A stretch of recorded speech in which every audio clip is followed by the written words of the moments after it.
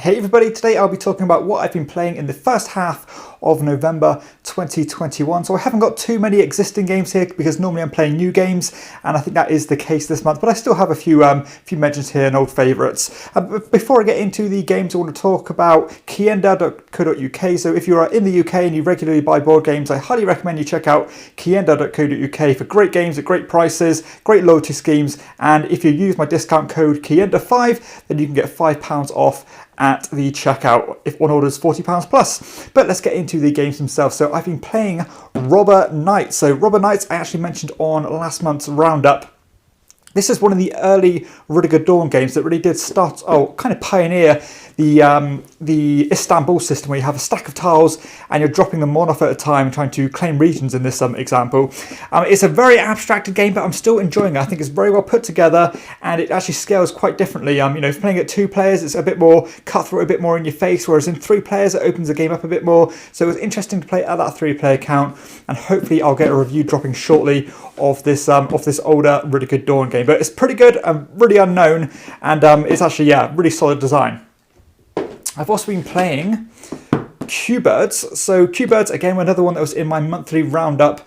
This was actually a recommendation from one of my viewers, and I'm actually really glad that I picked this one up on their recommendation. So it's a really fast drafting card game, as you have a bunch of cards in your hand with different birds on them, and then you're using those birds to trap existing birds in the center in order to play them from your hands, and different birds require a different amount of cards to play them in front of you. Then it's the first player to either play 7 different birds or I think it's 2 birds made up of 3 different cards, so like 2 sets of 3. Really fast paced, it has a real hustle bustle feel to it as the market's constantly changing. And again, a review will be dropping soon on this one, but I think that's kind of a running theme because I've been doing my top 50 games of all time. Reviews have kind of taken a back seat to that, so they are starting to build up a bit. But kind of in the same vein again, I've been continuing to play Elements. So this is a really whimsical 2-player game where you have these huge, amazing tarot cards. I might actually get them out to show you because they are really that impressive. So these cards are absolutely huge, and I've got big hands, and these are probably the most durable and beautiful cards that I've seen. Really impressive production. And this is probably one of the most simple games I have in my collection, actually, where you are basically trying to play cards either in front of you or in the center of the table. You see you've got your cards here of different numbers on, and you're trying to have your hand be as close as you can to the ones in the center of the table without trying to go bust. And when you're confident you are in a position to basically call the end of the round, then you can do so, but of course you might not be in a good position as your opponent and therefore lose the round. Really simple, ultra simple, pretty, as I said, one of the easiest games I have in my collection, but it actually works pretty well. And I will say I apologise for some of the glare on these games. I am recording later at the night, and I have spotlights, so they do shine off the covers quite brightly. Next up, I have a heavier game with Marco Polo II in Service of the Khan. So this one actually ranked really highly on my top 50. I'm still absolutely adore this game. It works so well. A really nice worker placement game that uses dice as your workers. And of course, if you are if you're somewhat knowledgeable about Euro games, you know this is the sequel to the original Voyages of Marco Polo. And I do actually prefer this one. It's a bit more open, and the 2 parts of the game synergize with each other. Love the variation here. Love the new opportunities that come out from round to round. And as I always say, the more I play new games, I just love going back to older, tried and tested classics to really appreciate what a good design is. And this is just an example of that. What a game! One of the best worker placement games out there, and that is still the case. That is Marco Polo II in Service of the Khan. I've also been playing Tashan. So this is actually one of the games that I evangelized quite a lot, and I haven't played this one in probably about 2 years until this week, where I got to play a 6-player game with all my best friends, and this one went down absolute gangbusters.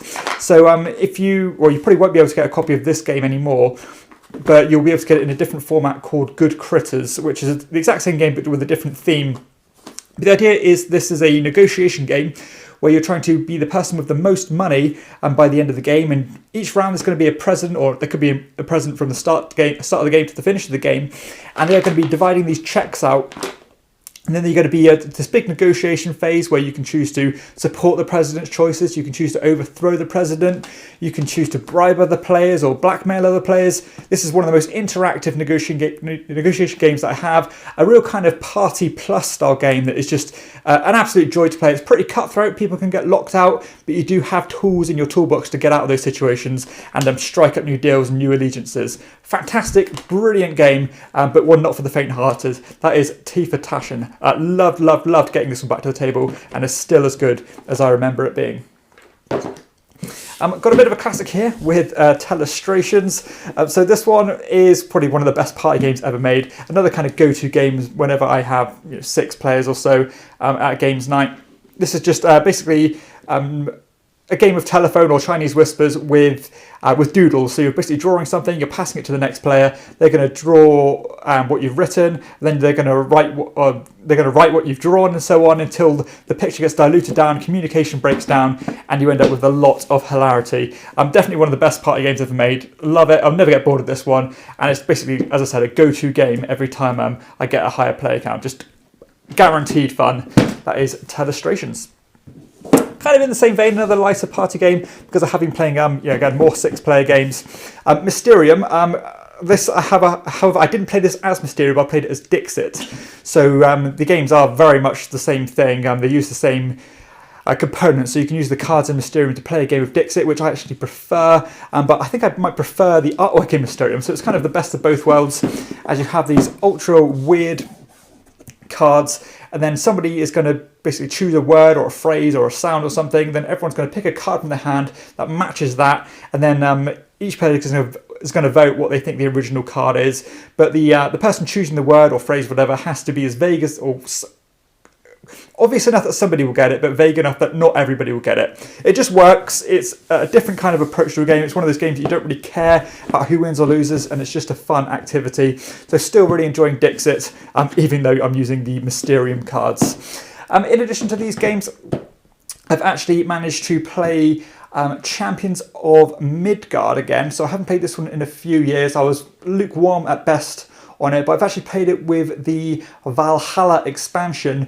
which I will say, as a spoiler alert for the monthly roundup, the Valhalla expansion does improve the game quite a bit, because it does mitigate the luck factor quite significantly, so that when you fluff those rolls and when you mess up and waste those dice, you actually get compensated for it, either by buying these other cards, or you can choose to just trade these mist tokens in for getting new, more powerful dice, which does end up kind of balancing out a bit more, and it takes away that edge and that horrible frustration when things just aren't going to plan. But yeah, I still don't think I'm sold on the game itself, but I would always play with the Valhalla expansion if I'm invited to play it again, because I do think that it does improve the game drastically. So that's all I've been playing here. So nothing major. I've been playing lots of things, but I'm just I always think it's a nice thing to talk about games that, again, are still hitting the table and the reasons why. But yeah, that rounds up the video really. Again, if you do live in the UK and you buy board games regularly, please check out kienda.co.uk. For everyone else, I'll see you next time on Chairman of the Board. Bye.